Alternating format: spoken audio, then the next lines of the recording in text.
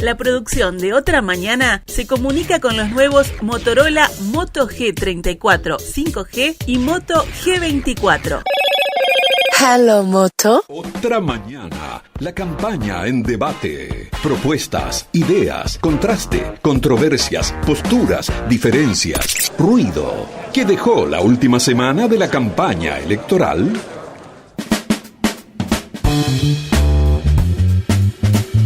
Y hoy faltan 31 días para las elecciones internas de los partidos políticos. Mañana comenzará la campaña radial, televisiva y de prensa escrita y se intensificará la propaganda callejera y el reparto de listas. Mientras la interna de uno de los partidos aparece con mayor claridad sobre cómo va a decantar, en las otras dos, que tienen competencia interna, las cosas no están tan claras. Pero sobre cómo se integrará la fórmula presidencial, el panorama es más claro en el Frente Amplio que en los partidos fundacionales. Allí, en el Frente Amplio, en la coalición de izquierdas, rige la paridad de género y sus tres precandidatos se han dicho que aceptarán ser el 2 en la boleta. La pregunta que hoy ponemos en la campaña en debate es: ¿qué peso tienen las fórmulas? ¿Son definitorias para el elector? ¿Qué perfil debe tener el candidato a vice? ¿Cerrar la fórmula a la noche de las internas es un éxito? ¿Demorar su armado expresa algo? ¿Cuánto pesa justamente la definición de género? Vamos a debatir esto hoy en la campaña en debate. Y recibimos, como todos los jueves, a Selva Andreoli, maestra de bioquímica. Selva, ¿cómo estás? Buen día. Buen día para todos. Gracias por acompañarnos, además superando la gripe gripal. Y acá al firme, sin abandonar.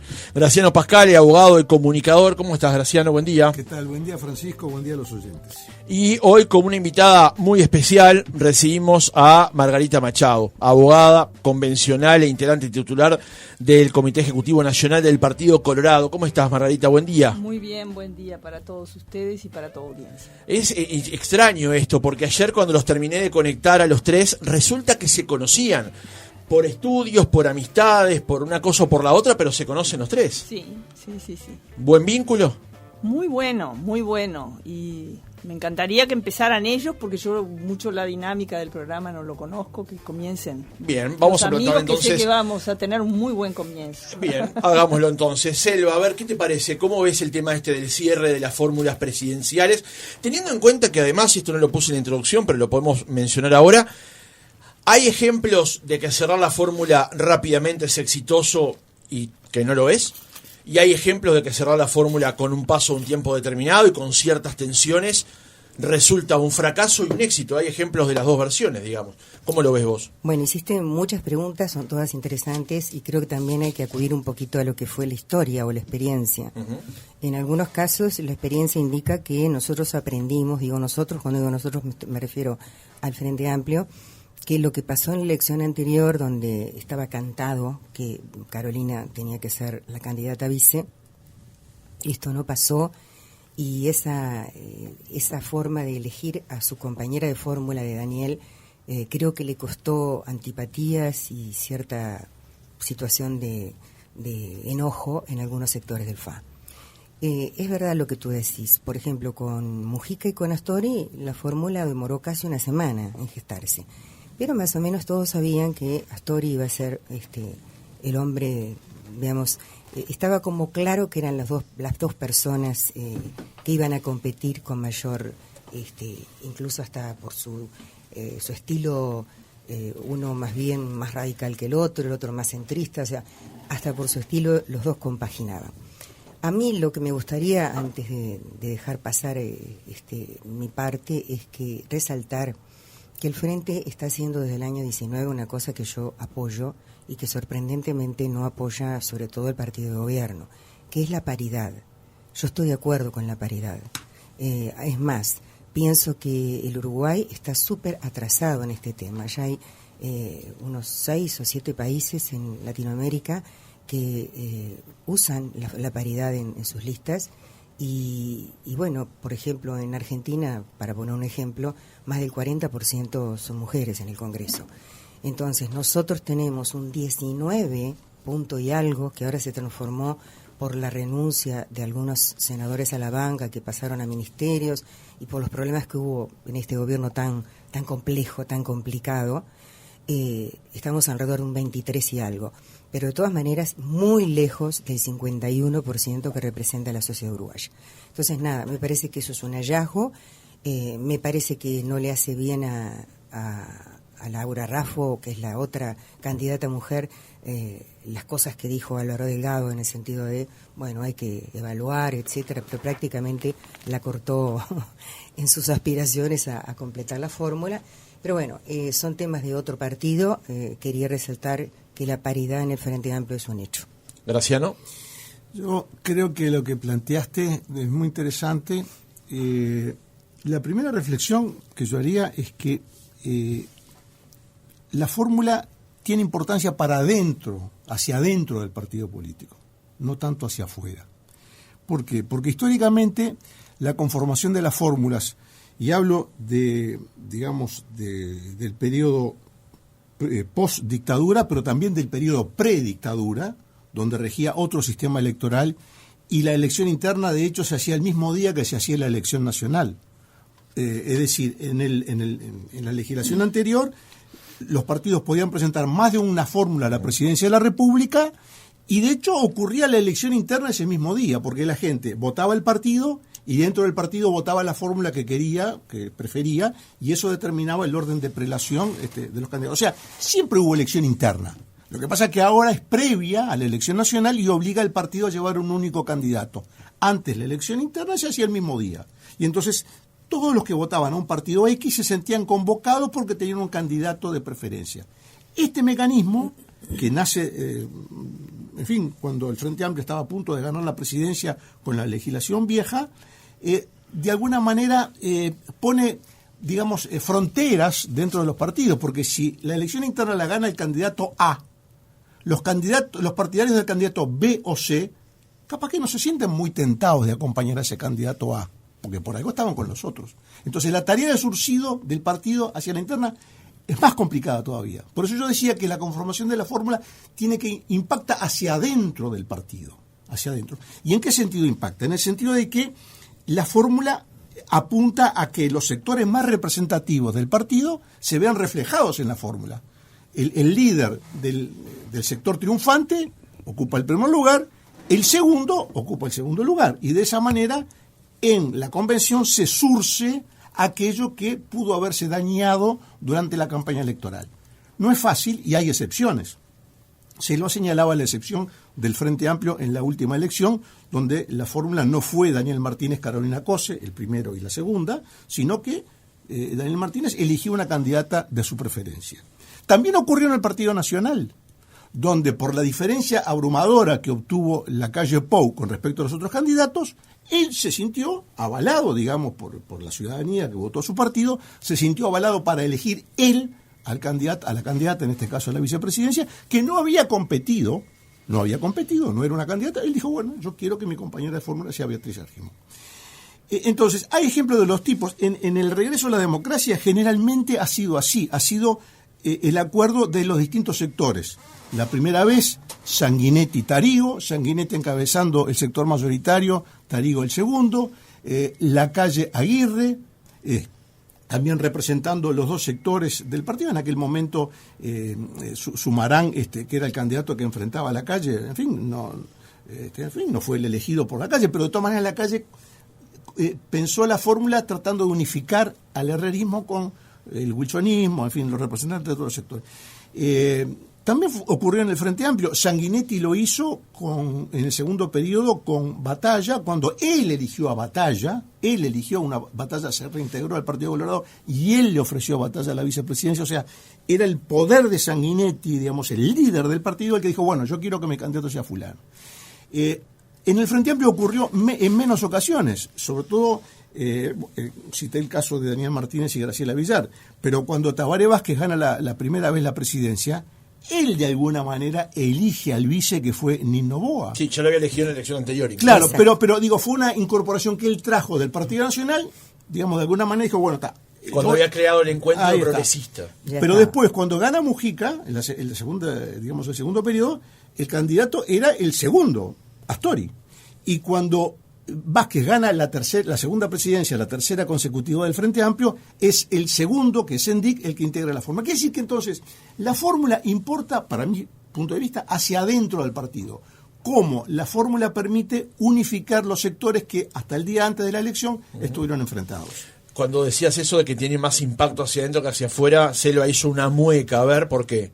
Porque me parece que, la prueba la demostró también con el error que cometió Daniel Martínez al no elegir a Carolina. Si vos tenés una candidata que concita aceptación por parte, justamente porque es una interna, ¿no?, de un grupo muy importante de gente que se define a votar, porque hay que saber que las elecciones internas, en mi opinión, deben ser obligatorias. Son elecciones muy importantes de donde sale el futuro presidente o presidenta. Nada más ni nada menos que eso. Pero al no ser obligatorias y al contar prácticamente con los militantes o con el casco duro y algo más, es importante respetar las elecciones que hizo la militancia. Porque si no, el mensaje que se da hacia afuera es complejo. Por ejemplo, en el Frente Amplio hay un problema que es, yo diría que lo solucionaría, pero no lo solucionó, que es el programa único. O sea, el Frente Amplio ya tiene un programa por el cual se van a regir los candidatos y por el cual van a gobernar. Entonces, eso ayuda a que elijas a José o a Pepita, van a seguir el programa del Frente Amplio. Sin embargo, la vida demuestra que cuando Daniel, repito, se equivocó y no eligió a su compañera que había hecho con ella toda la campaña de pueblo a pueblo, etcétera, le erró y lo pagó. O sea, de alguna manera, además de otros problemas que pudo haber tenido el Frente en el ejercicio de sus gobiernos, le erró. Y de verdad fue muy triste que primero eligió una persona, esa persona le dijo que no, después fue con otra persona, también le dijo que no, y después al final terminó con la tercera, que era Graciela. Me da la sensación de que esa mecánica sí afecta hacia afuera, sí afecta, o sea, afecta la sensación de que el partido es fuerte, que tiene representatividad, porque de verdad a Graciela Villar no la conocía casi nadie, vamos a decir la verdad. Margarita. Bueno, muy bien, muy interesante los abordajes de los compañeros de mesa, pero yo creo que este tema también tiene una línea de análisis que es un poco más vieja, y te diré que es el tema de las desigualdades en la participación de las mujeres en la política. Es un tema que arranca cuando hubo una declaración de los derechos del hombre en el año 1948. Allí se habló de los derechos del hombre y quedó como implícito que éramos todos iguales, hombres y mujeres, pero quedó así, que se podía suponer. Concretamente, en el año 1979 se constituye la CEDAW, que es la convención de lucha contra la desigualdad y las diferencias en los derechos humanos de las mujeres, ¿no? Que fue como una segunda declaración de los derechos, pero de la mujer, porque no había quedado muy claro. Todavía en muchos países no existían leyes, las mujeres no tenían derechos ni políticos, porque digamos que la plenitud de los derechos jurídicos de la mujer en el Uruguay se concreta en el año 1946 recién. 32, ¿no? No, en el 32 políticos. Ah, políticos, por eso digo. Pero tener derecho a votar y a ser electa y todo eso, pero no tener derecho ni a decidir, ni a ser acreedora de tu sueldo, ni cosas que ni a poder administrar la patria potestad. O sea, te podías divorciar porque viste que el vallismo tuvo un empuje muy fuerte en los derechos de las mujeres, pero con una cierta disparidad, porque la ley integral de los derechos de la mujer que presentó el proyecto Baltasar Brun en el año 1921, ni bien entró a su presidencia, que planteaba la plenitud de los derechos de la mujer, no tuvo quórum hasta el año 46. O sea, hubo una ley por los derechos políticos del año 32, pero esa que hablaba de la plenitud, que es otra cosa muy distinta, que la mujer se convierte en un sujeto de derechos con plena capacidad civil, comercial, política, en fin, esa tuvimos 25 años sin quórum, ni habrían quórum. No porque el vallismo no hubiera querido darle un empuje impresionante a eso, pero no se pudo. Y en esa convención de 1979, justamente se establece cuando y Uruguay adhirió a esa convención, adhirieron 180 y pico de países del mundo, y allí se comprometen todos a luchar contra las desigualdades en la participación y contra todas las violencias que viven las mujeres, porque también el tema de la escasa participación de las mujeres en la política tiene que ver con la violencia política. Cualquiera de las que militamos y participamos sabemos que hay una fuerte hostilidad hacia las mujeres, ¿no? Entonces, ese compromiso viene de antes. Por ejemplo, la primera vez que las mujeres ejercieron el derecho al voto y el derecho a ser electas, tuvimos parlamentarias mujeres, 2 o 3 diputadas vallistas y una senadora, y Julia Arévalo, que era diputada por el Partido Comunista. O sea, ya salimos así, pero luego viene toda una etapa de que nosotros le decimos una resistencia cultural a que la mujer participe, porque una cosa es la norma jurídica y otra cosa es la brecha que se produce, donde hay una resistencia cultural. Y, por ejemplo, a la salida de la dictadura, yo estaba mirando acá, 0 parlamentaria había. En el año 1985 a 1990, 0 diputadas y 0 senadoras, sí, por ejemplo. Todos estos temas estuvieron condensados en el debate parlamentario de hace pocos días, sí, cuando no se votó finalmente sí, la ley sobre la paridad. Sí. Hemos hecho entrevistas aquí con gente de ONU Mujeres sobre este tema.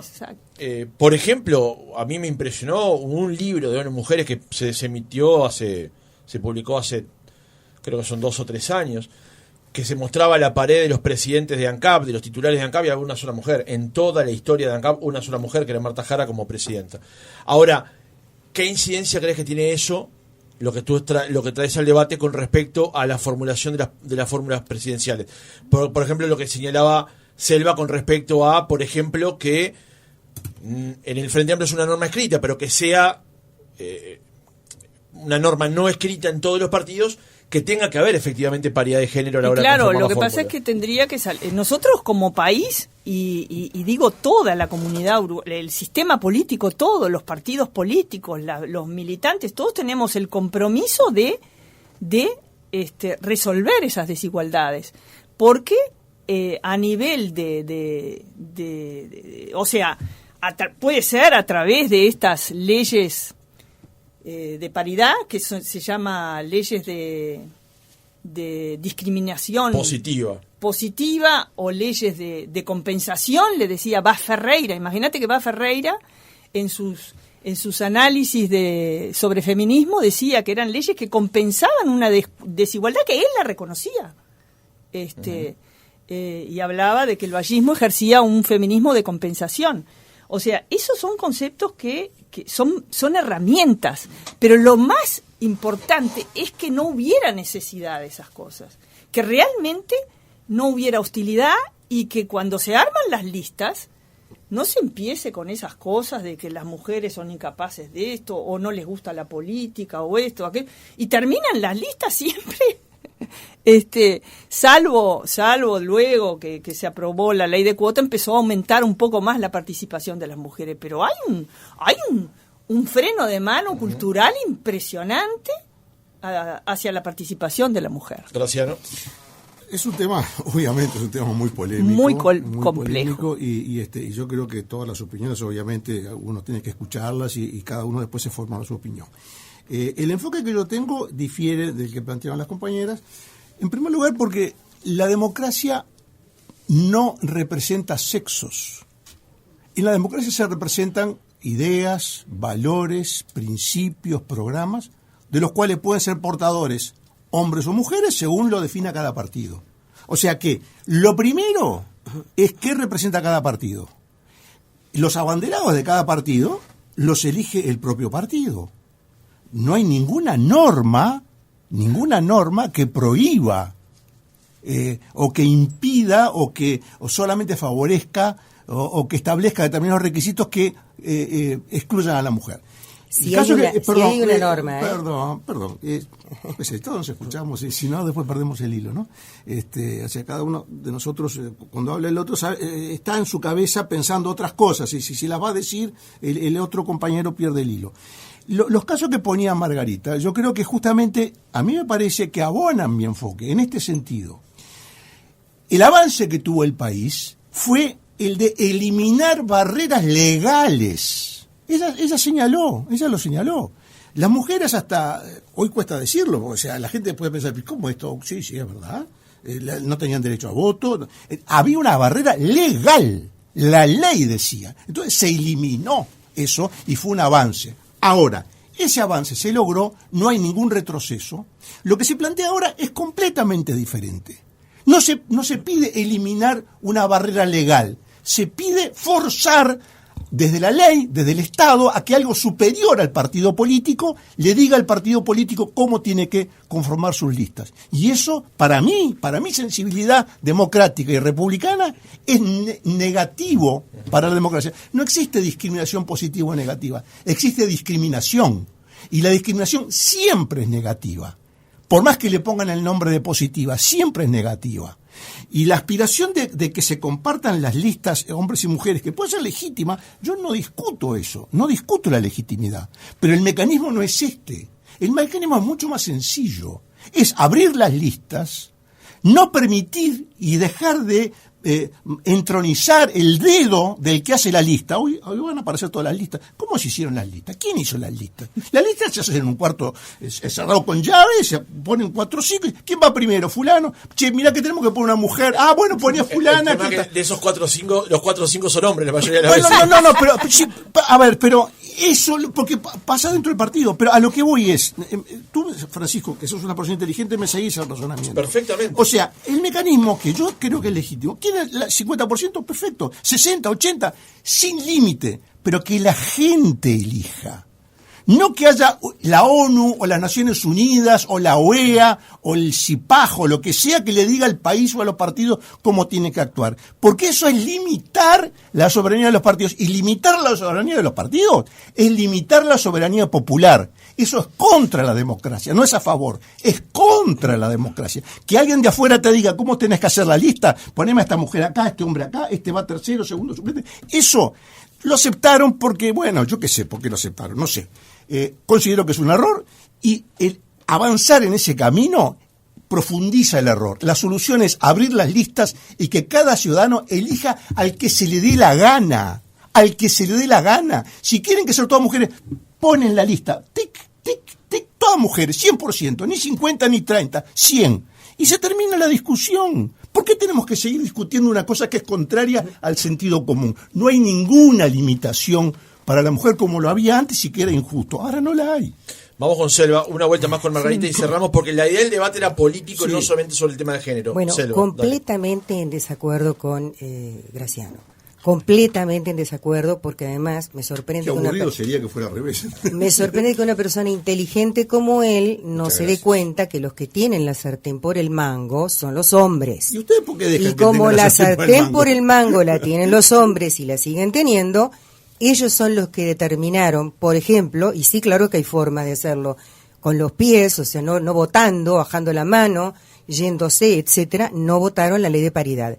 Cuando se votó la ley de cuotas fue la síntesis de la hipocresía, pero la síntesis de la hipocresía de una manera absurda. La ley de cuotas preveía que cada 2 personas no venía una mujer. Primero, pusieron en las listas obviamente, casi ninguna lista, salvo alguna, estaba encabezada por mujeres. El resto, todas estaban encabezadas por hombres. Y como no es que las listas salen todos los de las listas, vos lo sabés mejor que yo, de pronto sale uno por una lista o salen dos, la tercera, que era mujer, ya quedaba fuera. Y cometieron además, tuvieron el tupé, me acuerdo clarito, de los blancos, que Graciela Bianchi, que tanto se pavonea, ¿no?, hablando de su independencia, etcétera, fue electa senadora y le cedió el puesto, terminó siendo diputada en esa época, y le cedió el puesto a un varón que estaba como suplente. Esa fue el Álvaro colmo. Delgado. Exacto, ese fue el colmo de la hipocresía. O sea, ponían suplentes hombres para que las mujeres se fueran, y ese era el trato, y entonces luego el hombre volvía a estar sentado en el Parlamento. Y a mí me llama la atención porque de verdad por algo no se quiere votar esto, porque la misma forma que tú decís que las mujeres ya tienen la opción, etcétera, no pasaría nada. Los partidos seguirían eligiendo la lista como quieran. ¿Qué son los partidos? Pero perdón, ¿Qué son los partidos? déjame terminar. No, al contrario, son bien concretas. Bien concretas son las personas que hacen la lista, bien concreto lo que dijo Francisco, porque yo estuve en reuniones donde se hacían listas, y efectivamente los que ponían el dedo, como tú decís, eran hombres, no mujeres. Por lo tanto, iban a elegir a sus amigos o a los hombres y no a las mujeres. Y la hostilidad de la que habla Margarita es cierta en ¿Eso política. pensás de tus compañeros? No, de mis compañeros no, porque el Frente Amplio hace porque mucho dijiste, ya tú estuviste donde hace la no, lista, no, tú Frente estuviste hace adentro. mucho ¿Tú que el Frente permitiste Amplio... No, yo no lo permití. Yo no me caracterizo por ser obsecuente. Te lo advierto por si no te diste cuenta. Mi trayectoria no me dice que soy una persona obsecuente y que no discute los temas. Pero de todas maneras, sigo con el razonamiento. La hostilidad hace que, primero, porque la otra pregunta que yo me hago es, si no les preocupa, si no hay problema y van a seguir eligiendo la lista como se les canta, ¿cuál es el problema de aceptar la paridad? No la van a aceptar porque se quedan sin una banca. Y una banca en el Senado o en el Parlamento es mucha plata. Hay gente que, bueno, ahí tenés a Penades, estuvo 40 años creo en el Parlamento. Nunca en su vida trabajó. Siempre fue, mamó de la leche del... No, nunca en su vida trabajó... No, discúlpame, estamos hablando de... Bueno. Vivió del Estado, como otros tantos, como Heber y como otros tantos que conocemos. Los eligió la gente nunca, para eso. Sí, bueno, los eligió porque había poder, había como tanto. Seguís como hablando tantos. Arriba mío, no, seguís hablando arriba mío y me pediste que te respetara. ¿Ah? Vamos a ampararla en el uso de la palabra. Y termino con esto, es decir, los que tienen poder y los que tienen además poder económico, que ese es el otro gran tema que nadie sabe, porque hacer política cuesta mucha plata, esos son los que marcan la ruta y los que eligen las listas. Entonces, no agregar la sensibilidad femenina, el punto de vista de la mujer en el quehacer político y social, es ser hemipléjico, señores, es ser hemipléjico, es perder, no lo digo por decirlo, pero por perder la riqueza que puede aportar la mujer con su pragmatismo, con su punto de vista, con su creatividad, con su sensibilidad.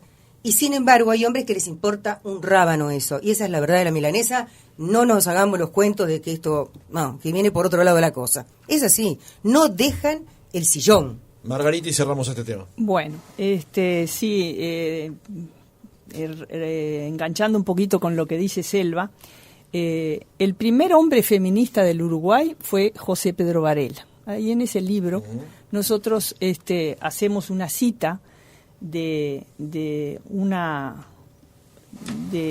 participación de José Pedro Varela. Ella ya tiene. Sí, no, estoy poniendo frente a la cámara para que se vea en YouTube. Nosotros hacemos una cita de José Pedro Varela cuando habla de los derechos femeninos conculcados. La palabra términos que se usaban en aquella época, conculcados, quiere decir que se los arrancaron a las mujeres. ¿Ah?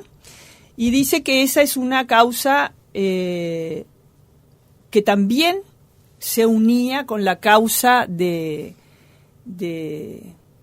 la educación pública, laica, gratuita, obligatoria y mixta, que él propuso a mediados del siglo XVIII. Fue sin dudas, y allí tiene un desarrollo bastante importante, que nosotros tomamos esto del libro de Tomás de Matos sobre José Pedro Varela. Era una persona que vino impactado con su contacto con feministas en Estados Unidos y decía que una cosa iba al lado de la otra. O sea, la profundización de la democracia necesitaba de ciudadanos ilustrados. Por eso él defendía, para una democracia plena, una democracia con voto universal, defendía que tuviéramos una ciudadanía educada. Además de educada, dice, un país no puede darse el lujo de mantener a la mitad de su población, todas sus mujeres, en la oscuridad de la falta de educación y de conocimiento. Por eso peleaba y abogaba por la educación laica, mixta, gratuita y obligatoria. Porque decía que era someter a la humanidad como si fuera una persona que camina con una pierna a pasos de gigante, que es toda la población educada, y arrastra una pierna coja, que sería todas las mujeres sin educación. Hace como una especie de metáfora allí. Y bueno, pero dice que él tiene que abocarse a la educación y de ese tema no se podía ocupar. Fue un hombre que murió muy joven, tuvo una lucha muy fuerte, muy encarnizada con los detractores de su proyecto de reforma educativa, y que lo continuaron otras personas, lo continuó después el vallismo, pero realmente creo que nos explica un poco eso, de la importancia y la necesidad de que la representatividad democrática sea igualitaria. Y vamos allá a algo. Lo único que quiero cerrar es con algún concepto un poco más jurídico de un gran jurista italiano, Ferraioli, gran académico del paradigma garantista, y que en una conferencia de igualdad y género, porque él obviamente analiza muy bien el principio de igualdad que está en nuestra Constitución, en el artículo 8º, y dice que la igualdad es un principio complejo que tiene una faz normativa, que es la norma constitucional, pero además tiene un aspecto fáctico, o sea, la realidad de las desigualdades. Entonces dice que es un principio complejo que tiene una determinación, como que tiene un imperativo ético, que es tutelar, cuidar las diferencias y oponerse a las desigualdades. ¿Qué quiere decir? Si bien hay una norma que dice que somos todos iguales, si la realidad social, cultural, de las mentalidades y la realidad política nos habla de una desigualdad, porque realmente, vamos a decir la verdad, es muy fuerte que a la salida de la dictadura en 1985 no hubiera ni una legisladora mujer. Ni una. Ni una. Había una ministra que era Adela Reta, porque, por favor, con lo que había que hacer, la tarea más difícil de la salida de la dictadura se la dieron a la mujer más capaz que había en el Uruguay, a la persona más capaz que había en el Uruguay, que era Adela Reta. Y bueno, por favor, todos, que Adela nos resuelva esto de cambiar el Ministerio de Justicia y un montón de cosas. Y bueno, y como era la persona más capaz, la pusieron de ministra de Cultura. Y momentáneamente, saliendo de aquel Ministerio de Justicia que había en la dictadura, ella tuvo que hacer toda esa tarea. Pero no había no había nadie capaz para ir al Parlamento.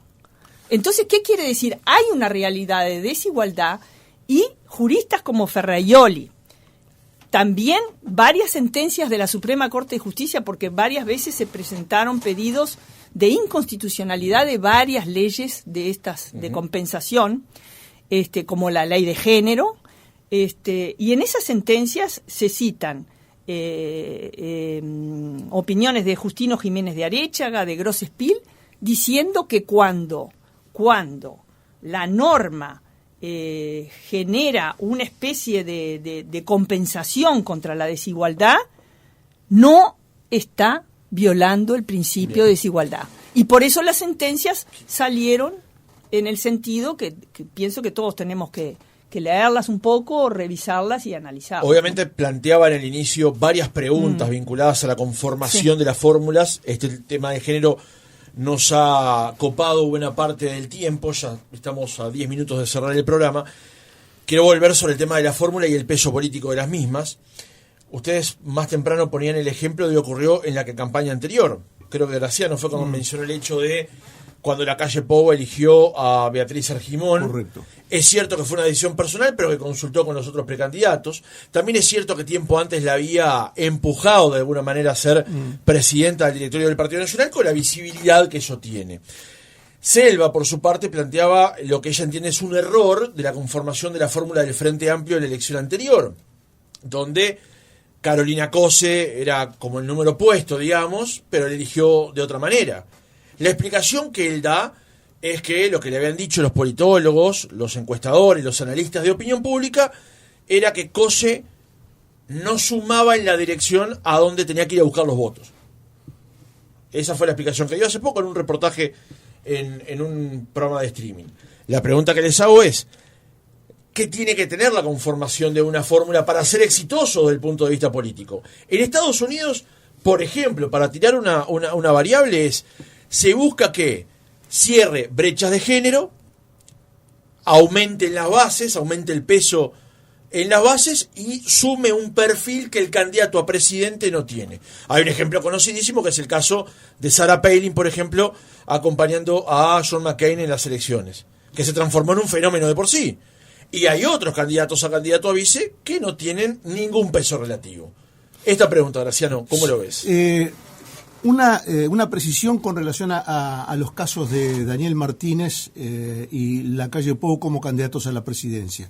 En el caso del Frente Amplio, la diferencia había sido bastante estrecha, eran básicamente dos candidatos que competían y por lo tanto, en fin, el margen que tenía el candidato para, digamos, zafar, entre comillas, de poner de vice a su contrincante era muy menor. En el caso del Partido Nacional, la victoria de Luis Lacalle Pou fue aplastante. Entonces ahí él tenía un capital político propio como para, más allá de las consultas que él hizo con sus compañeros de partido, decir, bueno, mira, mi candidata es esta, me avala, no sé, creo que sacó el 70% del partido, fue una victoria aplastante. Bueno, la primera diferencia es esa, o sea, el margen político que tiene el candidato para elegir a alguien. Si su victoria interna es estrecha, tiene que surcir dentro del partido, tiene que surcir, cosa que no hizo Daniel Martínez. Sí, y si la victoria es aplastante, que hay si tiene más del 15% es dueño de la decisión. De alguna manera, ¿no? Eso es lo que se ha dicho. Claro, bueno, y yo creo que es razonable, porque representa la voluntad mayoritaria del partido. Estamos en una democracia, claro. Por ahora, o sea, hasta que no venga alguien que diga, no, tenés que hacer la fórmula así, como quieren algunos o algunas. Sí, pero, de hecho, no hay normativa cómo se debe conformar. Pero hay una lógica política detrás. Hay quienes que entienden que se debe resolver por parte del candidato en la noche y todo de apuro, y hay otros que creen que deben ir a la convención. Pero, a ver, depende, claro. repito, depende de lo que decidió. Eso dice la Constitución. Depende de lo que decidió el electorado de cada partido. Ahora, sí, la segunda parte de la pregunta, que me parece que es lo importante, o sea, ¿qué representa la fórmula? En primer lugar, el Uruguay tiene un mecanismo de elección de vicepresidente que no es único, no es el único que hay en el mundo, porque en realidad el vicepresidente de la República no integra el Poder Ejecutivo. Se elige al presidente del Poder Legislativo, el presidente del Senado y de la Cámara. Y lo que se determina a través de ese mecanismo es una sucesión presidencial para el caso de vacancia temporal o definitiva. Es decir, si hay una vacancia temporal o definitiva, se llama a quien ocupa.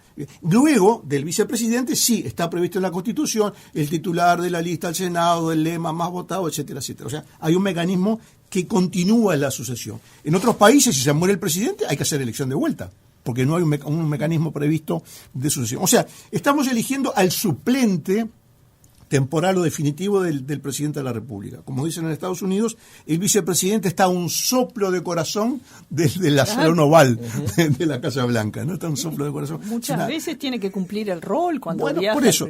Entonces, electoralmente es definitorio. Es difícil decirlo. Yo no me atrevo a señalarlo. Sí me parece clave el tema del subsidio interno del partido, que esa fórmula refleje la soberanía partidaria. Como decía Mujica, ahora que está de moda el tema de la mujer, es muy probable, como decía Mujica, bastardeando el tema además, ¿no? Porque burlándose, una expresión vulgar, satirizando un tema que es un tema serio, ¿no? Él dijo, ahora está de moda el tema, como diciendo, bueno, está. Y a todo el mundo, a Mujica le perdonan todo, ¿no? Cuando decía que hay que cuidar a las mujeres, los blancos que vayan a cuidar a las mujeres. Hay unos cuantos que están blindados. Sí, que hay unos cuantos, todo. sí. Cuando Mujica decía vayan a cuidar a las mujeres, los blancos, ese tipo de cosas, en fin, que bastardeaba el tema, la mujer, la basureaba, en fin, pero no importa. A Mujica se le aguantaba todo. Bueno, como está de moda el tema de la mujer, es probable que algunos partidos se sientan tentados a completar esa fórmula. Ahora, si eso no está asentado en la soberanía partidaria, ¿qué sentido tiene? Por el hecho de decir, no, hay que poner una mujer, porque ahora está de moda el tema de la mujer y ponemos una mujer. Pero si no representa a la soberanía partidaria, ¿qué sentido tiene? Simplemente para estar a la moda.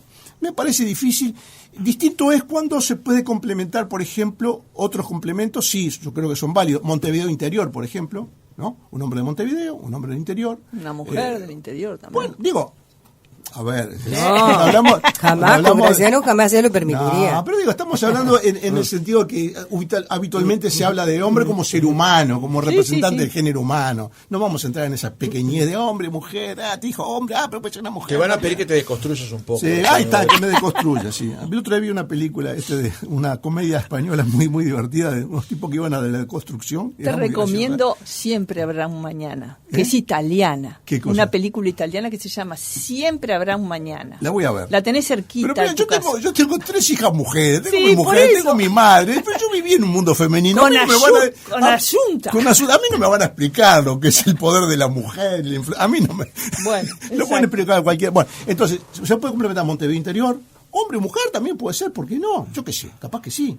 Capaz que un candidato que tiene una imagen muy machista, muy patriarcal, muy que le dicen, este tipo, bueno, poner una mujer porque ahí complementa un poco. Diferentes ámbitos, alguien de la cultura, alguien del mundo del trabajo, se puede complementar. Pero, repito, no en clave de género, como está de moda decirlo ahora, sino en clave de partido político, a la interna del partido, y en clave de sociedad. ¿Qué sector de la sociedad se representa? El sector de trabajo, el campo, la industria, la política en sí misma. La política hoy está un poco disminuida, ¿no? Entonces se busca gente de fuera de la política. Yo me acuerdo del caso cuando Pedro Bordaberry fue a llamar a Hugo de León, ¿no? Que era un hombre de fuera de la política. Era un hombre del deporte, una figura conocida. A veces se apela también a figuras populares y conocidas que vienen de otro ámbito. Daniel Scioli en Argentina, por ejemplo, que había sido campeón de motonáutica. Palito Ortega, que fue cantante y que terminó de gobernador de Tucumán. A veces se apela a ese tipo de gente. Así le fue a algunos también. Bueno, pero quiero decir, hay muchos ámbitos de los cuales reclutar candidatos. Selva.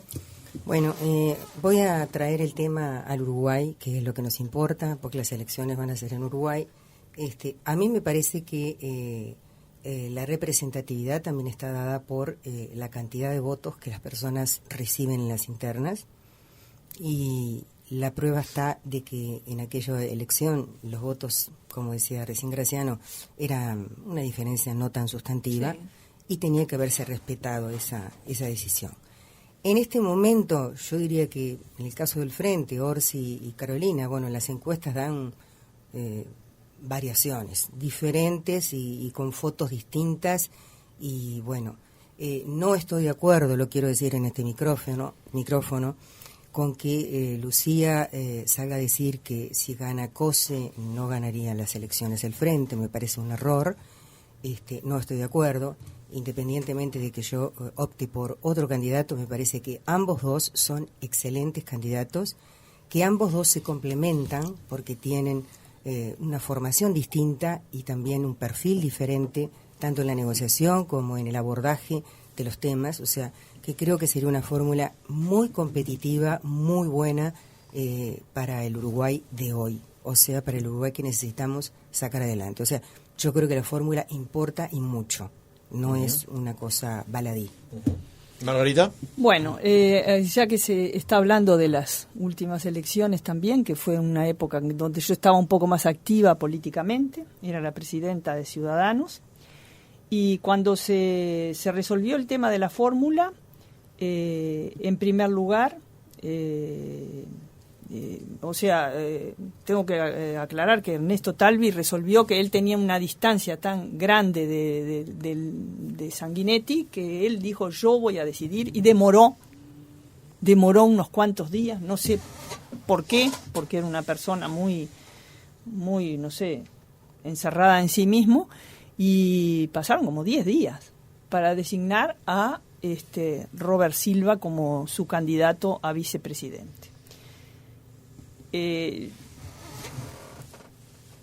Se abrogó ese derecho y creo que fue un error, porque no era una persona que no tenía experiencia política, pero bueno, yo hubiera querido, y lo expresé en algún momento, en alguna reunión donde tuve que aguantar algunas bromas y hostilidades en el comando de campaña que bueno, me las reservo porque soy grande y a esta altura me resbala, pero en realidad planteé que me parecía que